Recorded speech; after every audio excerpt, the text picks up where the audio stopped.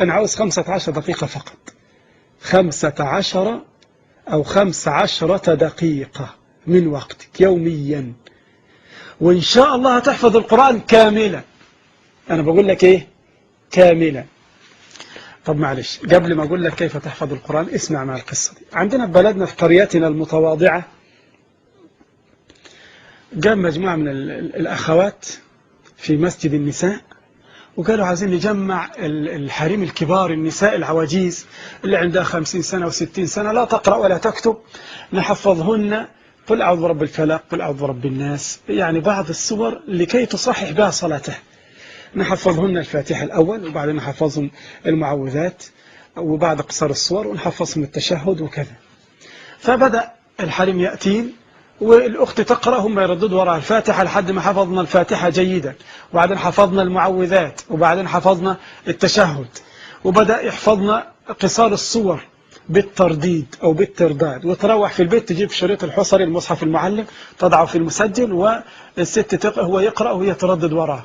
والآن فيه على الكمبيوتر اسطوانة اسمها المصحف المعلم، تقول له كرر 9 مرات، يكرر آية 9 مرات، وانت تقول وراه لحد ما تحفظها. جميل. الأخوات ما كانش لسه الكمبيوتر طلع، بدأ الأخوات يقرأوا جلسة في الأسبوع، جلسة واحدة في الأسبوع للحريم. حفظوا قصار الصور، وقالوا لا حفظنا كمان، حفظتهم كمان، حفظنا كمان، حفظتهم كمان، حتى ختموا جزء عامة كاملا. فذقنا لذة الإيمان ولذة القرآن. حفظنا جزء تبارك، بدأوا في جزء تبارك 5 آيات ب5 آيات، 3 آيات ب3 آيات. حفظنا جزء تبارك كله، وحفظنا جزء قد سمع، وبدأنا وعملنا مسابقة، وبدأ النساء يحفظوا القرآن. انت عارف الحريم الذي لا يقرأ ولا يكتب، الأولى اللي سلمناها جائزة حفظت كم جزء؟ تتصور 28 جزء من القرآن، عندها 62 سنة، لا تقرأ ولا تكتب، حفظت بالسماع عن طريق المسجل وعن طريق الأخت اللي بتصحح له حفظا جيدا. واللي بعدها 50 سنة اللي حفظت 18 جزء، واللي 15 جزء، واللي 14 جزء، و28 جزء. أمية عجوز لا تقرأ ولا تكتب. وانت يا أستاذ يا باشا يا دكتور حفظ لك كم جزء؟ ولا حفظ قصار الصور؟ مش عيب لما تبقى دكتور وأستاذ حفظ لك جزء واحد ولا جزئين؟ أنا والله أنا مكسوف لك سلف، صحيح. وإيه أنا بقول لك بس 15 دقيقة من ربع ساعة كل يوم، 10 دقائق كل يوم تحفظ 3 آيات. عما يتساءلون عن النبأ العظيم الذي هم فيه مختلفون. تعرف تحفظ دول في اليوم؟ أصلا مش صعب عليك ولا حاجة، ماشي. أنا أقول ده مش صعب عليك، ده 3 آيات في 10 دقائق تحفظ. إذن هنبدأ إن شاء الله، نبدأ. طب أنا هديك الطريقة، هات ورقة وقلم وهمليك الطريقة إن شاء الله، وانت هتتصل بيا تشكرني إن شاء الله بعد شهر أو شهرين لما تلاقي نفسك حفظت كده إن شاء الله. يلا اكتب ورايا، عاوز تحفظ القرآن وبسهولة، لا تتعطل من العمل ولا من الوظيفة ولا من التجارة. أنا عاوز منك ربع ساعة كل يوم، 15 دقيقة كل يوم في أي وقت، ماشي. أولا إخلاص النية، يعني أنت بتحفظ القرآن ليه؟ لله، عشان تدخل الجنة وتكون من أهل الله وخاصته، عشان كل آية بناقة، عشان تظلك يوم القيامة، عشان البقرة والعمران يحجان عنك، عشان القرآن يشفع فيك لله. يبقى أول حاجة إخلاص النية. الأمر الثاني الحفظ من طبعة واحدة، مش كل صورة من طبعة، لا، عشان ما تتلخبطش عليك طبعات. طيب يبقى أنا عاوزك إيه؟ تحفظ من طبعة واحدة، تجيب طبعة واحدة المشهورة دلوقتي طبعة الملك فهد، طبعة المدينة المنورة، ابدأ احفظ منها. جميل. ثانيا الحفظ على يد قارئ مجيد. أي أخ بيعرف يحفظ، أي إمام مسجد، أي واحد بيقول له إيه أنا هقرأ عليك 3 آيات، ما تنحرجش والله ما تنحرج. زميلك في العمل قول له أنا هقرأ عليك، صاحبك في الشغل يقول له أنا هقرأ عليك، اللي بيصلي معاك في المسجد أو إمام المسجد يقول له هقرأ عليك 3 آيات، ما تنحرج. والله ستذوق لذة القرآن وتقترب إلى الله عز وجل بهذا القرآن. هتقرأ 3 آيات، ما تقولش لا ده أنا معايا دكتوراه وهحفظ لوحدي، لا، القرآن لا له دخل بالدكتوراه ولا بالماجستير، القرآن له قواعد في القراءة يا أخوان، ماشي. قواعد التجويد دي لازم تاخد تعالى، مش صعبة ولا حاجة ولا صعبة ولا أي حاجة. أنت إن شاء الله هتقرأ على ايد واحد جزء واحد بس، بعد كده هتنطلق وتقرأ لوحدك على الكمبيوتر. يبقى نمرة 1 الحفظ، القراءة على قارئ مجيد. وفي اسطوانة المصحف المعلم القابلة للتكرار، تجيب الاسطوانة دي وتحطها في الكمبيوتر وتبدأ تكرر وراه عشان تنطق زي ما بينطق، في بصوت الحذيفي، بصوت المنشاوي، بصوت عبد الباسط، بأصوات جميلة. اختر أي صوت يعجبك وابدأ رتل وراه وقلد في النطق، قلد عشان تنطق الحروف نطقا صحيحا. جميل؟ ماشي. رابعا الحفظ بعد الفجر. ليه أنا بقول لك الحفظ بعد الفجر؟ عشان بعد الفجر وقت جميل ومبارك. النبي عليه الصلاة والسلام دعا لمن فعل فعلا بعد الفجر أن يبارك الله له فيه، فقال عليه الصلاة والسلام اللهم بارك لأمتي في بكورها. وقت البكور دي بعد الفجر 5 آيات تحفظ وتبدأ.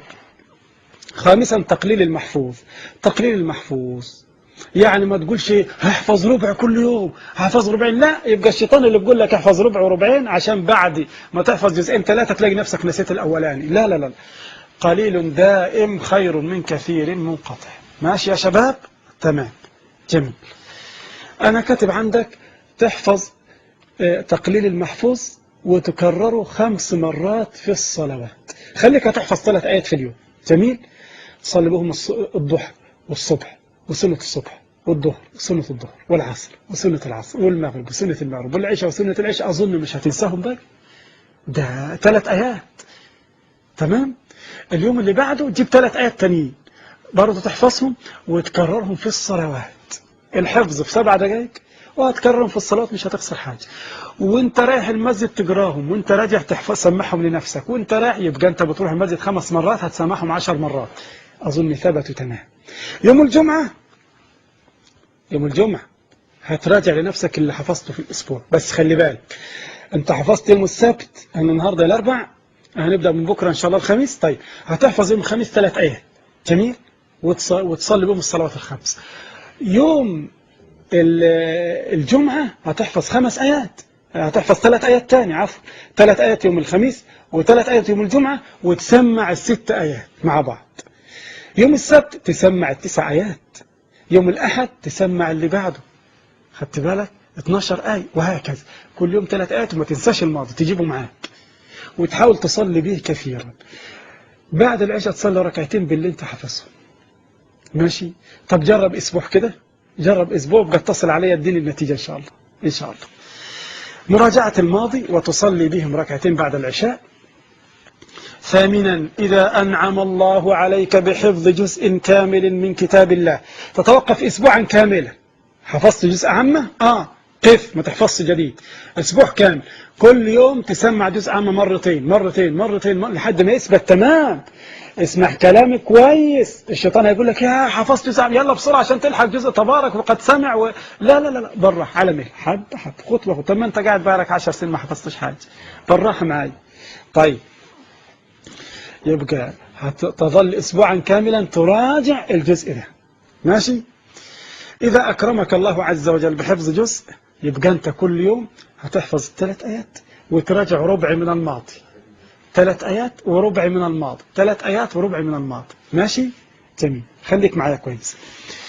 وإذا أكرمك الله بحفظ جزئين تراجع ربعين من الماضي، 3 آيات وربعين من الماضي، وهكذا. وتصلي بهم أيضا بعد العشاء. عاشرا، ودي مهمة جدا، أنت هتزعل مني بس معلش اسمح كلامي فيه. عاوز تحفظ القرآن كويس عليك بتخفيف 3 أشياء: تخفيف الطعام والكلام والمنام. خفف الطعام والكلام والمنام. جميل. ليه؟ لأن أنت لو خففت الطعام هتحفظ كويس وذهنك هيبقى ناقي. تخفيف الطعام والكلام والمنام، ما تكلمش كتير. المنام برضو ما تنامش كتير، ما أنت لو خففت الطعام مش هتنام كتير، إنما لو كلت كتير هتنام كتير. جميل. 11 الدعاء بأن يحفظك الله القرآن. ادعو وتضرع إلى الله عز وجل بأن يحفظك الله عز وجل القرآن، لأنك لا تستطيع أن تحفظ القرآن إلا بتوفيق الله. الحبيب يقودني وبنوره تصفو الحياة.